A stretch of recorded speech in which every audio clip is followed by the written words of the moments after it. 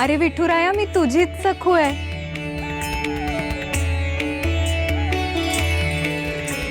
तुला लोणी भरवायचं कसं विसरेन.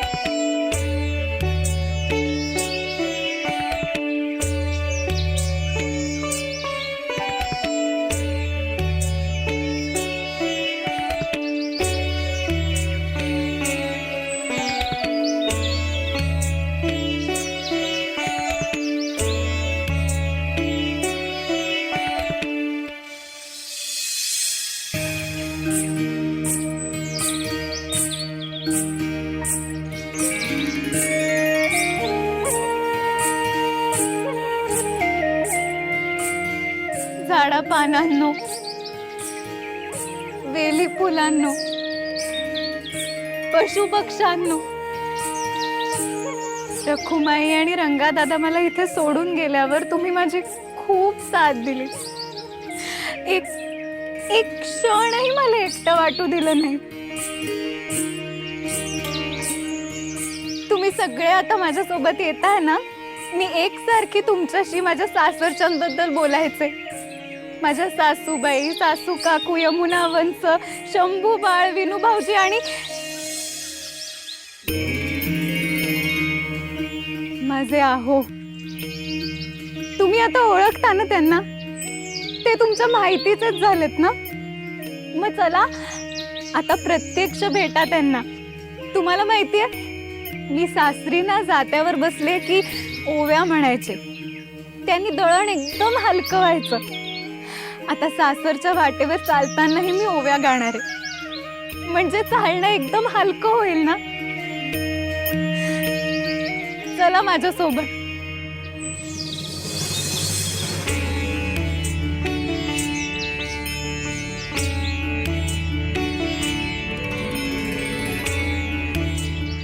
येते हा, येते हा.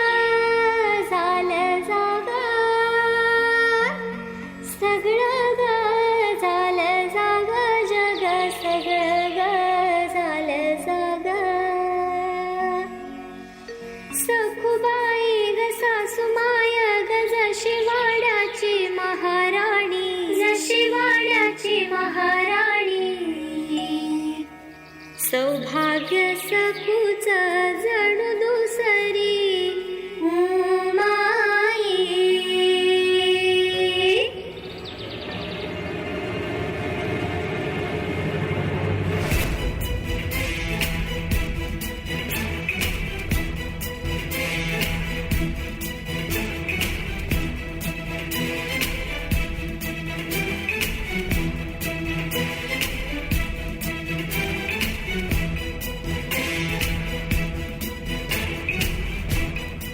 तुम्ही ते झोके घेत काय बसलाय? दिवसाची सुरुवात दिगूच्या ओरडण्याने व्हावी असं वाटतंय का? दिगू यायच्या आधी पेढी का नाही उघडली आहे? तो केव्हाही येईल, दार बंद बघेल आणि मग त्याचं डोकं फिरेला. एरवी तो ओरडला असता हो, पण त्याची मातृदेवता इथे असताना तो आमच्यावर कशाला ओरडेल नाही का? गैरसमज आहे तुमचा. तुम्ही जर चुकलात नाहीतर मी असताना सुद्धा तुम्हाला दिगू व्यवस्थित ओरडेल.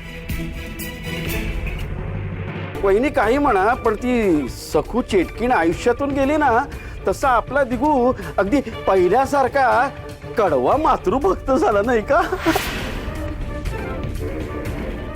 हो हो.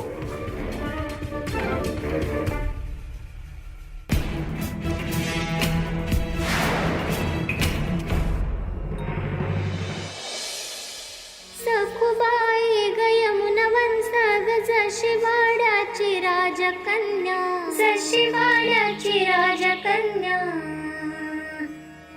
सौभाग्य सखूचा जणू थोरली बहिणा.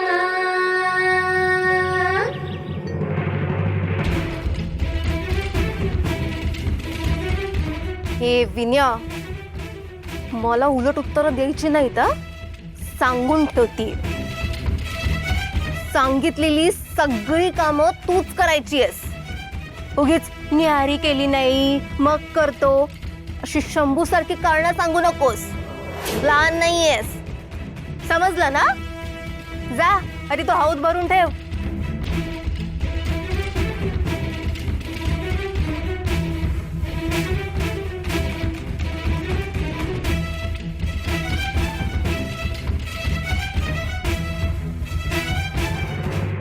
ताई, अगं हौद तर आधीच भरलेला आहे.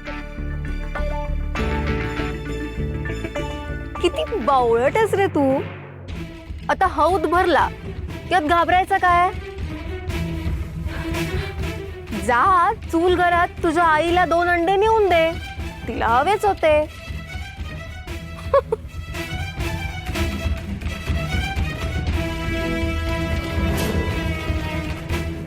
सखुबाई ग धीर भोळा ग जसा वाड्याचा नंदादीप, जसा वाड्याचा नंदादीप. सौभाग्य सखूचा जणू पाठला बंधुराया.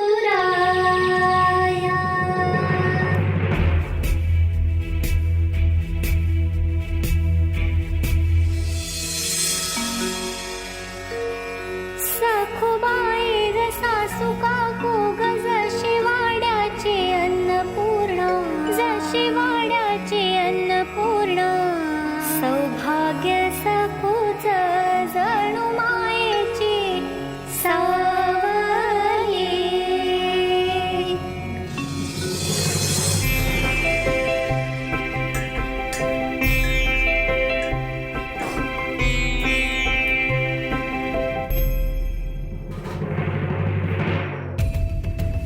विनू, ते 2 हंडे कशाला भरून आणलेस? ते मी घासायला ठेवले होते. अगं मला यमुताई म्हणाली ते 2 अंडे आतमध्ये नेऊन ठेव म्हणून. हे यमुनेचं काय ऐकतोस